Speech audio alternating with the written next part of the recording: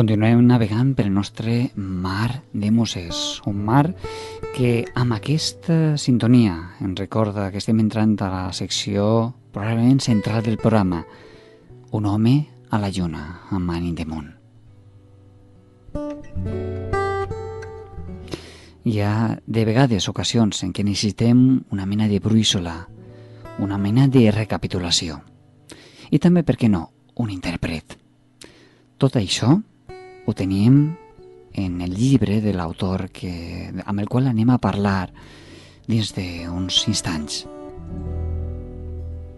Quadern del Torsimany, Quaderno de los Torsimanes, es tracta d'una obra del poeta valencià Manel Alonso, un poeta també narrador i especialment, i no menys important, activista cultural i editor. S'ha mogut per pràcticament tots els pals de la creació cultural, ha organitzat lectures, ha organitzat revistes, podem dir que pràcticament ho ha fet tot. I ara tenim una segona ocasió per repassar la seva trajectòria poètica. Un llibre que publica l'editorial Germania. Què tal, Manel? Hola. Hola, què tal? Ja saps que estem encantats de tindre't ací a Mar de Moses. Igualment d'estar en el programa, estic encantat. La veritat és que el primer que crida l'atenció és aquesta paraula, una paraula que és històrica i una miqueta desconeguda a dia d'ara. Ho dèiem fora de micròfon, com és la paraula torsimany. Torsimany, sí. Torsimany és una paraula que actualment la gasten, de fet, en algunes publicacions d'especialistes de traductors, és a dir, alguns traductors, algunes associacions de traductors tenen la seva revista, és la revista Torsimany. Torsimany és un intèrpret, és a dir, en castellà seria Trujimán, Truchimán o Dragomán. És a dir, és la persona que s'encarrega de traslladar una idea dita en una llengua a una altra llengua. És a dir, no acaba de ser un traductor, sinó que més pront un intèrpret. És aquell que agarra la idea, no traduir literalment. És a dir, és molt del Mediterrani i molt d'ací, perquè se solia utilitzar sobretot per a quan se feien viatges comercials al nord d'Àfrica també, no? Aleshores, a mi m'agrada molt la sonoritat de la paraula, m'agrada també el que suggereix i, de fet, en el llibre, vull dir que en el pròleg, li oferisc una nova interpretació a la paraula, és a dir, un nou significat, és a dir, que seria la de traduir una idea d'una llengua a una altra, però també d'un llenguatge artístic a un altre. És a dir, per exemple, podria ser un torsimany, segons el meu concepte, un senyor que és músic, és cantautor, és a dir, i agarra un poema i el converteix en cançó. És a dir, ha convertit d'un llenguatge literari a un llenguatge musical, ha convertit la idea, el missatge, no? Agarrant aquest concepte, pues, també ho he fet també en altres. Saps que la poesia, si se traduís literalment, cau en el perill de traicionar, ja ho diuen en italià, traductore, traïdore. És a dir, i per tant a mi m'agrada pensar el que tradueix, el que me versioneja, desmunta la poesia que està escrita en valencià i la tradueix a una segona llengua. És a dir, la tradueix, no, la versioneja en una segona llengua. És a dir, partint d'aquesta idea, pues, va néixer el dels quaderns dels torsimanys. I tenim una segona antologia de la teua ja llarga obra. És complicat seleccionar entre tots els llibres que has escrit i publicat per agafar i tindre al final un volum més o menys ordinari de poesia? Mira, en la primera antologia que vaig fer, que seria Les hores rehabilitades, allí ja ho dia en el propi títol. El que vaig fer és agafar la poesia que vaig fer des del 1986 fins a l'any 2002 i revisar-me primer fer una tria, que ahir me va ajudar Vicent Fregina, fer una tria, i després treballar més poemes, sobretot des de la primera època, en una idea de que el lector poguera veure la evolució que havia hagut en els meus interessos poètics, en temes, en maneres de fer i això. És a dir, en esta he fet una altra cosa, és a dir, és la producció dels últims 10 anys. Dels últims 10 anys, per circumstàncies de treball i circumstàncies familiars, no he escrit tants llibres, és a dir, n'hi ha 2 publicats, però n'hi ha 2 inèdits. És a dir, he agafat el que alguns amics me suggerien com que eren els millors poemes d'aquells 2 primers llibres i els poemes que he considerat millors d'aquells altres llibres, recuperant a la vegada poemes que en un principi, en l'original, estaven en aquests llibres, però que perquè havia publicat en antologies i això, doncs, a l'hora de publicar-los els vaig treure d'allí. I després hi ha una altra cosa, que a través dels meus blogs jo vaig posar en marxa una iniciativa que era que la gent que li avellia, la gent del món, quasi tota la gent del món de la poesia, si li avellia traduir-me una altra llengua, qualsevol artefacte literari que haver escrit jo, és a dir, un microconte, un poema, el que fora, que allí tindria un espai per a ser publicat. Aleshores, ha hagut molta gent que ha anat participant. De fet, hi ha traduccions en 13 llengües diferents, des de l'euskera al sard, a l'alemany, a l'anglès, és a dir, i després, pues, sobretot, n'hi havia molta traducció a castellà. Al castellà, en concret, n'hi havia fins i tot alguns poemes que tenien 2 versions, fetes per 2 poetes diferents, però fins i tot m'havien arribat a mi versions 2 versions d'un mateix poema feta per una mateixa persona, i me diuen, tria tu la que te pareix millor.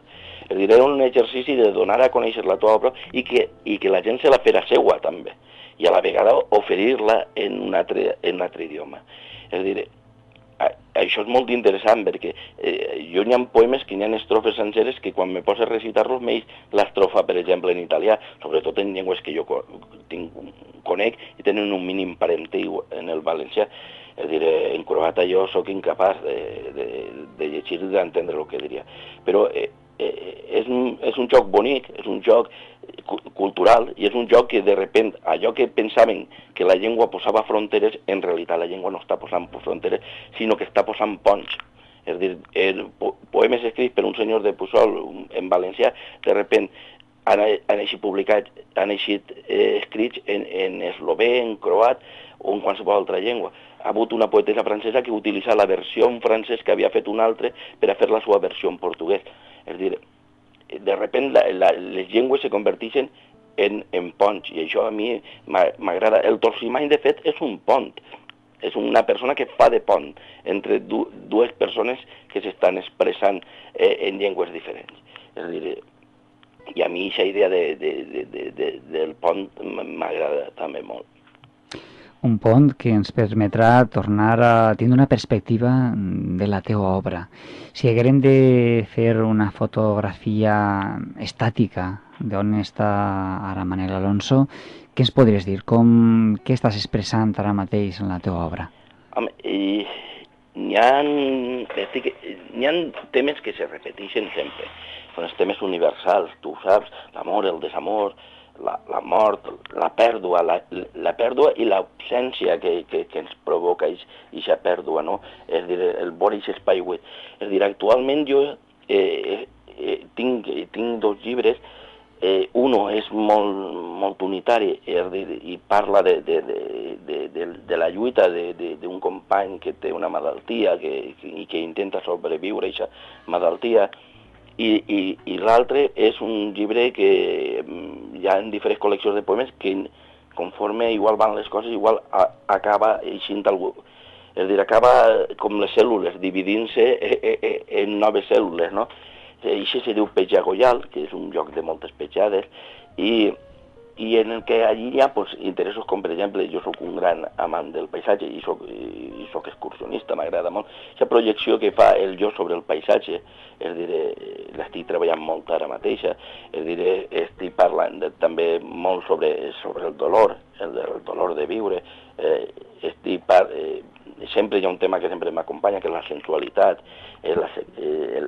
l'amor, i literàriament, jo crec que estic en un moment intens, ric, i crec que sobretot n'hi ha una cosa que és que l'ofici d'escriure ja el domine jo més a ell que ell a mi. És a dir, així quan era més jove, és a dir, sempre anaves, que si en el diccionari rere, que si intentant assessorar-te perquè tenies molts dubtes i moltes mancances, arriba un moment que d'anar escrivint, al final, i sobretot anar llegint, l'ofici ja el vas dominant tu, i allò que vols expressar t'eix molt millor i molt més sòlid. En aquest moment crec que jo me trobo. Perfecte, és un moment especialment dolç per a un creador i un moment merescut. I ara que està a punt d'eixir aquest Quaderns del Torsimany, com no, ens podries parlar d'una macrofesta de presentació? Sí. El dia 15 de juny, si no falla res, en l'Hostaleria Esplà de Puçol, farem una presentació. És una presentació, però a mi m'agrada que la presentació siga molt interactiva, que la gent participi molt, que no siga allò de sentar-se l'autor darrere d'una taula i anar dient certes coses, sinó això, però a més que participi la gent. Aleshores la idea és que vindran alguns dels músics que han musicat els meus poemes, concretament 9 persones, és a dir, 9 músics, és a dir, que cantaran allí les cançons. N'hi haurà gent que recitarà els poemes en diferents idiomes, és a dir, se llegiran poemes en valencià, se llegiran poemes en castellà, se llegiran poemes en francès, és a dir, i intentarem que tot això siga en plan informal, que la gent a la vegada que estiga escoltant la música pugui estar prenent un refresc o menjant alguna cosa, és a dir, i sobretot intentarem això, que la gent se faci seua la poesia, és a dir, que la gent participe i que la gent, pues, aquest dia que s'escape de l'Eurocopa de davant del televisor i vinga allí, que a més el senyor Pla, el propietari de l'Hostaleria, ens ha promès que ens donarà, ens servirà algunes copetes de mistela, que és una de les... fa una mistela molt bona, este home. Doncs ja saben tots els nostres oients que estan convidats a aquesta presentació dels Quaderns del Torsimany. I un dels motius pels quals volíem parlar amb tu, a banda principalment del nou llibre, aquesta nova antologia, és una nova etapa davant d'una de les editorials ja una trajectòria dins el panorama literari valencià com és Germania. Ens pots parlar d'aquesta segona etapa i la teua gestió, la teua acció de coordinador dins de Germania? L'editorial Germania és una editorial que té 30 anys, està en el CIR, és una editorial familiar, és a dir, ha tingut diverses etapes, tingué una primera etapa en la que va publicar algunes col·leccions de poesia, alguna col·lecció d'assaig, fins i tot de narrativa i narrativa eròtica.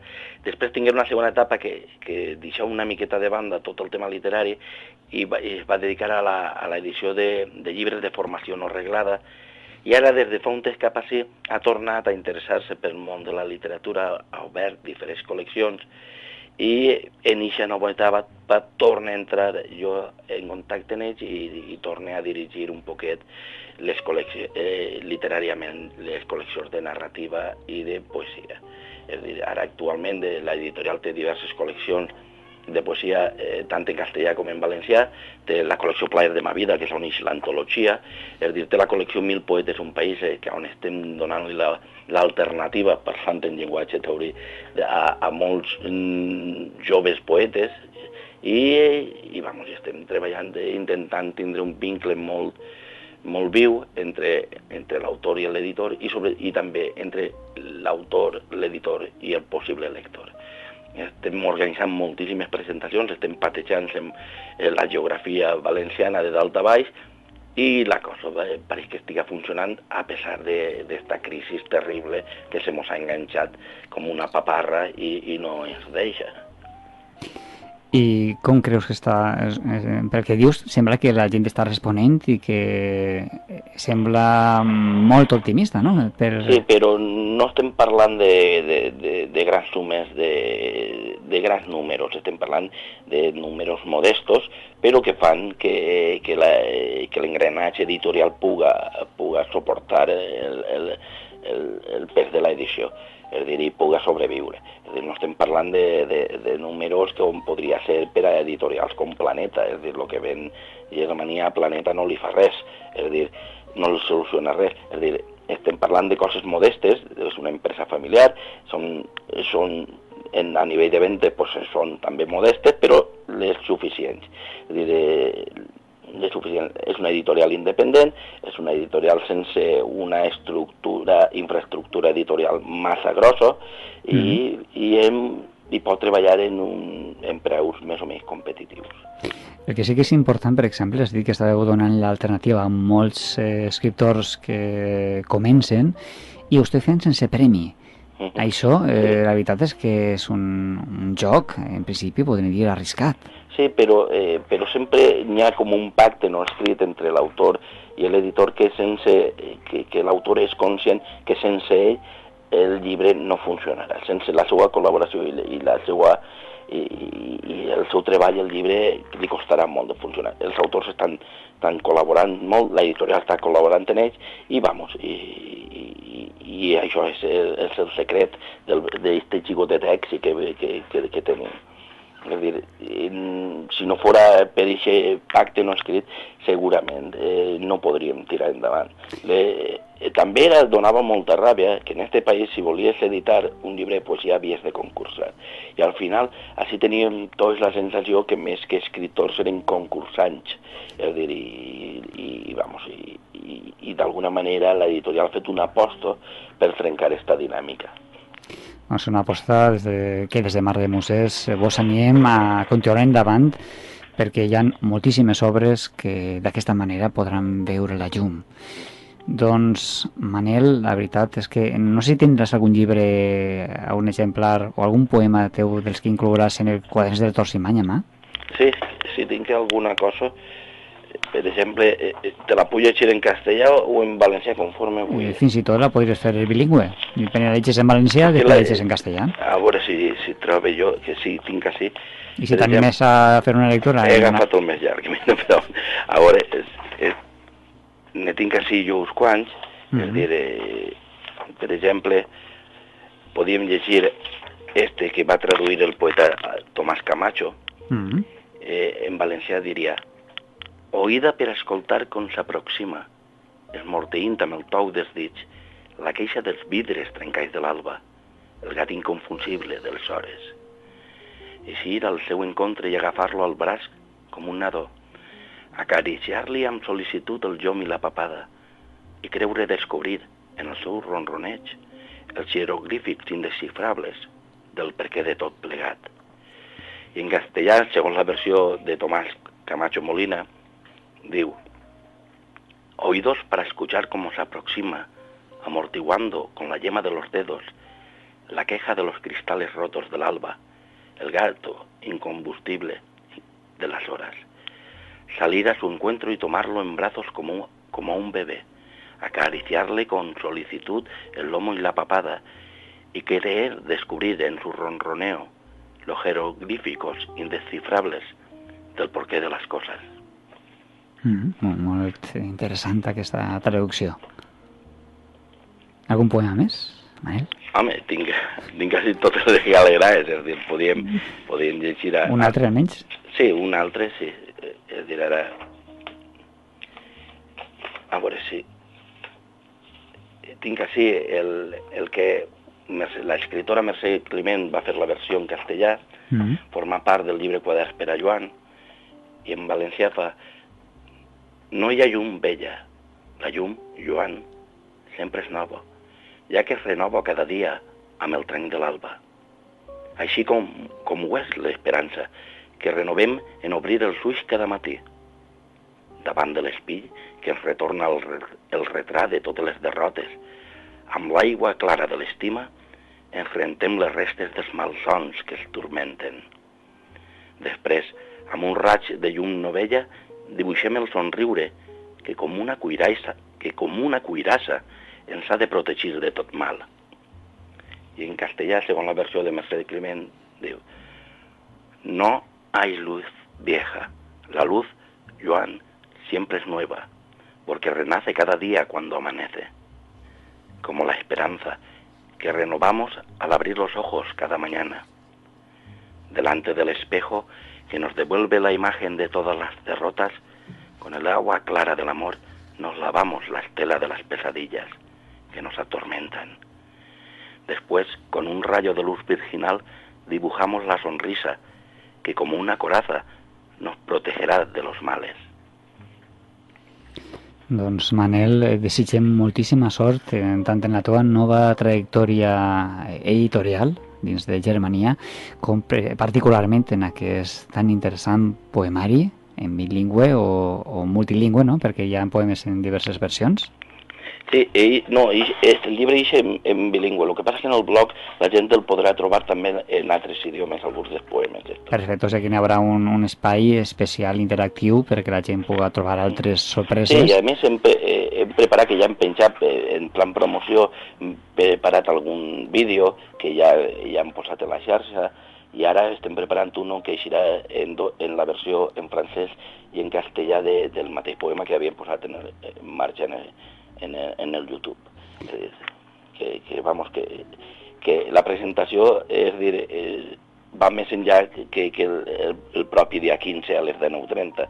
És a dir, ja s'estan fent coses, ja s'estan fent d'alguna manera activitats a través de la xarxa. Doncs en Mar de Muses continuarem seguint tant la teva trajectòria particular com la trajectòria de l'editorial, una de les importants editorials, encara que sigui familiar, com és Germania. Manel, moltíssimes gràcies per estar amb nosaltres i ja saps que si sempre tindràs casa teua. Moltes gràcies, Alfons.